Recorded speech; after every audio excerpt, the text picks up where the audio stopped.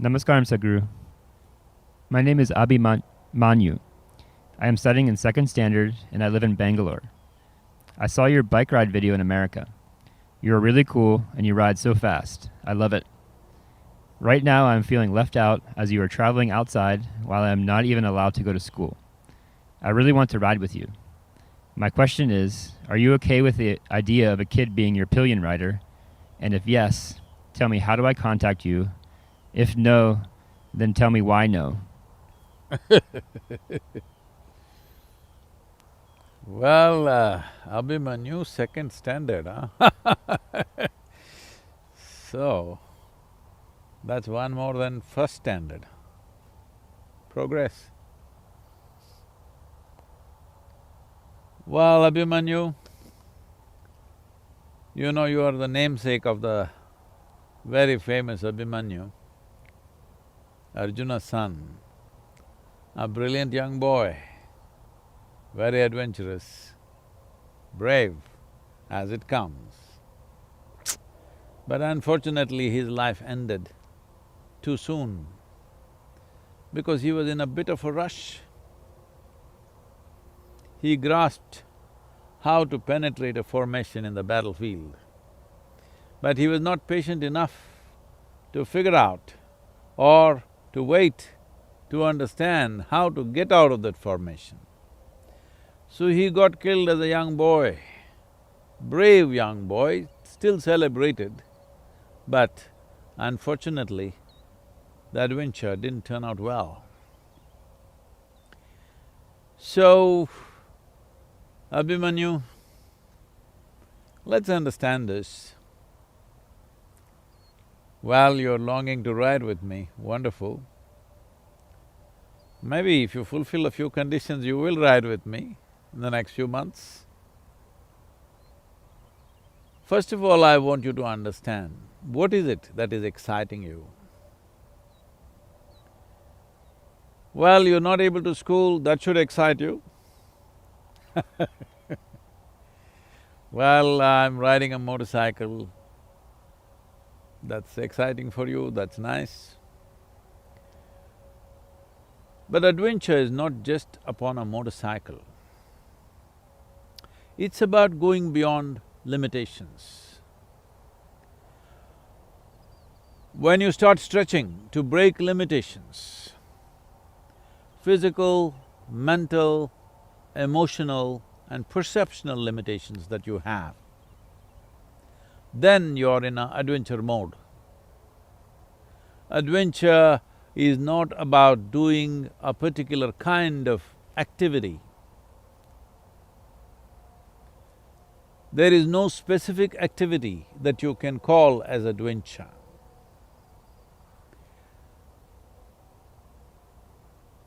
It is the way you conduct the activity.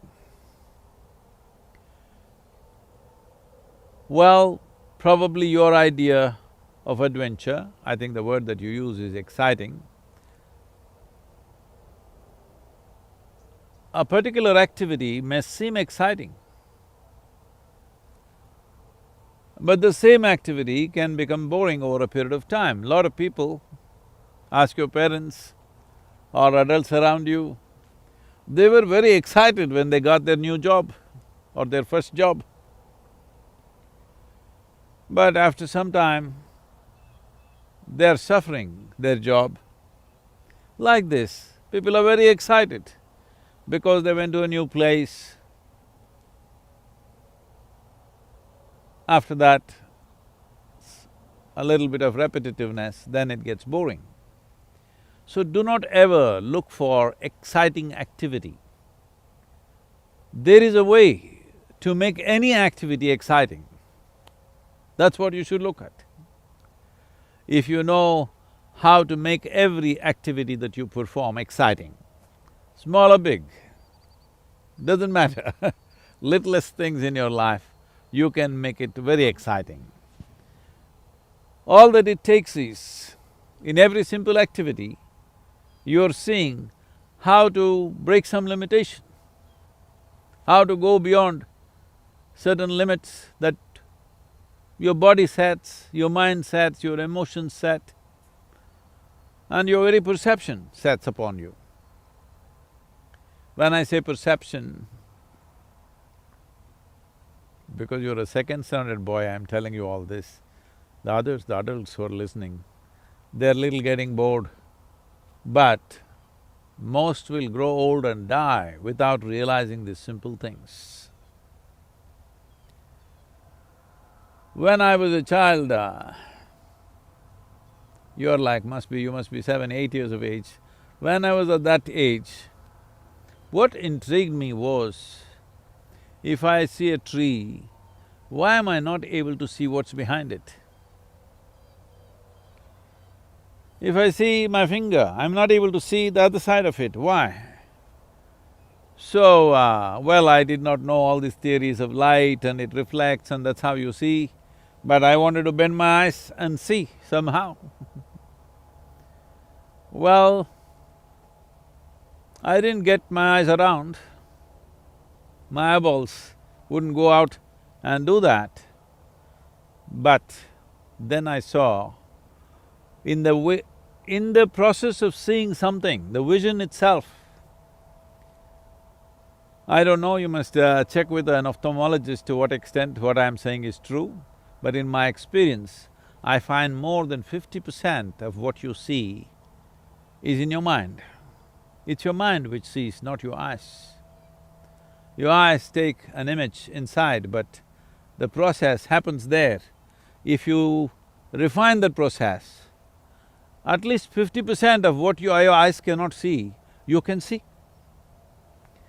So I paid attention, this became a very big adventure for me, that simply sitting and staring at something became a big adventure. Somebody who looks at me from outside may think I'm doing something very dull, but it was the greatest adventure because I was stretching myself. In a way, this is what yoga means. Every day in the morning, people are stretching painfully because they don't know what is adventure. They don't understand. If you get to stretch a little more, it's a big adventure because something exciting and tremendous happens in that process.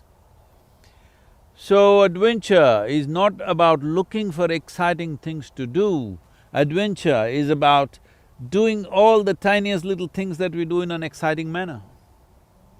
So I want you to start this adventure right now. You being a little boy, I'm sure you're very fond of your mother. Just try this today, stretch your emotional limitations. Whoever is around you, doesn't matter, your neighbors, your friends, people on the street, man, woman, child, anybody. Try to look at all of them with the same fondness that you look upon your mother. I'm saying, look at everybody who's walking on the street like they are your mothers. Very simple. Because our experience of life is unfortunately stymied or crippled or constipated by all kinds of concepts that we have. Once you're constantly in a mode to see how to go beyond where you are, you will cross rivers beyond bridges, you will cross oceans beyond ships. Above all, you will have friendships beyond relationships. Unfortunately, most human beings are able to form a friendship only with those things that they can relate to. You're not looking at why you're not able to relate to something. What is it that makes you relate to one thing and not relate to another thing? If you constantly see how to stretch your physical, mental, emotional and perceptional limitations, your life is one big adventure. Adventure need not necessarily mean you have to go out and conquer the world. Adventure is not a conquest. In fact, adventure means you have surrendered what you like and dislike. You surrendered what is mine and not mine. Adventure means surrender of oneself to things which are beyond us. Climbing Mount Everest may look like a great adventure, yes it is, but straddling the peak of your consciousness is a much bigger adventure. So adventure does not need terrain. Right now, you're complaining, I cannot come to United States and ride with me. So, passports and visas and other limitations that societies have set upon us are not limitations for an adventurer, because with your eyes closed, you can do the greatest adventure. But well, you want to ride the motorcycle, I understand. So let me set up something for you. Contact somebody in Isha, in Bangalore, there are so many people. Learn a simple process, a physical process called Surya Shakti. If they're not teaching Surya Shakti, learn Surya Namaskar. You are 8 years of age. 54 Surya Namaskars you must do, not just one day. Start with 8, slowly increase it by 1 every day.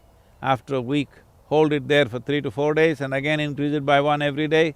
Like this, you increase at your own pace. When you reach 54, inform us. I'm going to take you for a ride. How's that for you? And as I told you already, another thing is every day you must walk on the street looking at everybody, man, woman, child, dog, cattle, trees, everything, with the same fondness with which you look up to your mother when she's very nice to you, not when she's pushing you to school.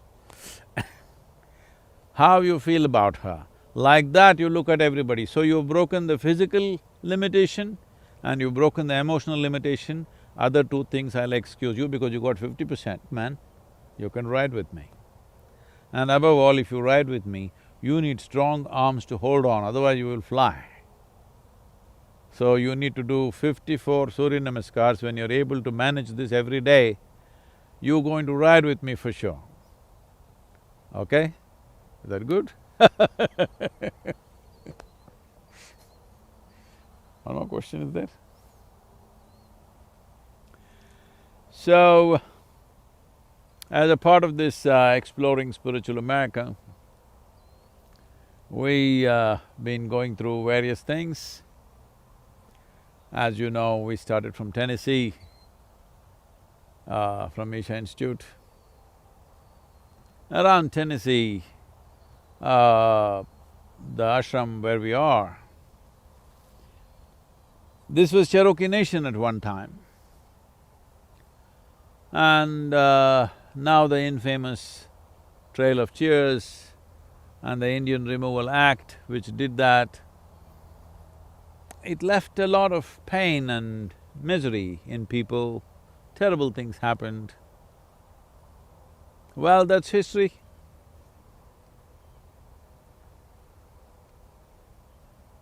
But the Native American people moved on, and wherever they went, they settled down and tried to revive their ways. Not to be, but still very doggedly they have kept their culture to whatever extent they can in these changing times. And riding from there, this is just day 3. Already my speedometer is reading 1,872 miles. That must be over 2,500 kilometers, 2,800 kilometers probably, 3 days. So you know what we've been doing. On the way, we visited some very interesting places like the Mammoth Caves, and Mammoth Caves being the largest cave system on the planet, over 400 miles. Yes, 400 miles.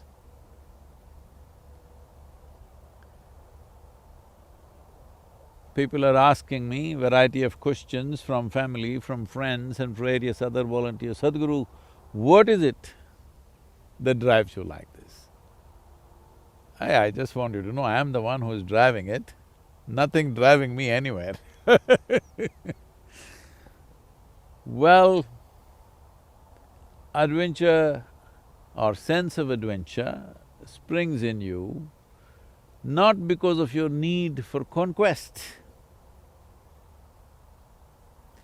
When you develop an immense sense of love for something, naturally you will stretch beyond your limits. So one must understand that some freaky ambition of proving who you are is not adventure. When you develop a certain sense of… a very profound sense of love for something, you will naturally stretch yourself beyond all limits. For that little boy, if he's still on, I must tell you, a few months ago I met Jane Goodall. If you don't know who she is, you must look it up. So when she was a little girl, her sense of adventure made her go and sleep in a chicken coop because she wanted to see how the chicken will lay their eggs, how the eggs will hatch. So she went and slept in the chicken coop. You must understand, adventure means, first thing is they take away all your comforts. This is the basic principle. I've trekked in the Himalayas. These days, you know, I'm better equipped these days, I'm over 60 now, but I've slept on the street side culverts in freezing cold without any kind of warm clothes, just with a thick t-shirt and trousers, and adventured on. Well, the comfort of a bed, the comfort of warm meals, and a clean bathroom. All this vanishes from your life. So people go through these things not because they're trying to prove who they are. People go through this because there is a profound sense of love for something, for which they're willing to forego anything to just touch that dimension. So later on, I'm continuing the story for the little boy. Jane Goodall went on to become one of the foremost authorities on anything concerned with primates. Our understanding in the world of what the primates are, what they're capable of, various aspects of how they live, what they eat, how they relate to each other, how they respond to each other, and how human they are, I'm telling you, has come to us mainly because of her work. So, from sleeping in a chicken coop might have looked like a crazy nonsense, but it is that willingness to go through whatever, to know something, to stretch your knowing, to stretch your perception, to touch something beyond the limitations of what you are right now, is the basis of adventure. And without adventure, what are you? A venture, Pile up your profits. I'm thinking of starting a delivery service, you know, like DHL or whatever the other companies, I'm not getting them. that post-death it will be delivered, all your goods, like Amazon, why not? All the things that you accumulate I'm planning to have a delivery service that when you're gone, wherever you're gone, hell or heaven, we'll deliver your refrigerator, we'll deliver your clothes and everything that you have gathered. And 112 pairs of footwear that you have. I'm thinking of starting a delivery service, it's a surefire business, what do you think?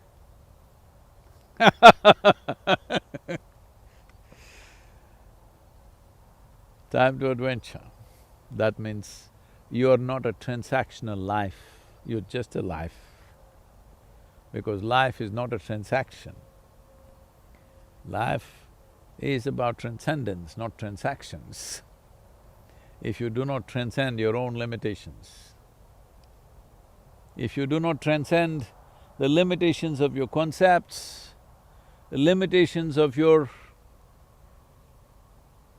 own mental strategies, the limitations of your emotions, and limitations of what you like and dislike,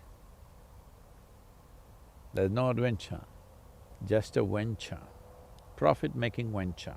That is why, to transport all your profits with you post your demise, I'm thinking of starting a company. Don't make me start this company, that means you're finished. Here we are in Cahokia, a city of mounds, Indian mounds. We will be showing these pictures and stuff to you, videos to you, but just to tell you, the Native American culture is not just what you have seen in the Wild West movies, where they come hoo-hooing on their horsebacks and shooting arrows at everybody that they see. No, they were well-developed cities. The Cahokia at one time held a population of anywhere between 20 to 40,000 people. Some of the mounds here are over 5,000 years old. For over 5,000 years, a city with that kind of population, with all the necessary arrangements, with a whole elaborate spiritual and religious processes and rituals, and an economic system of their own existed.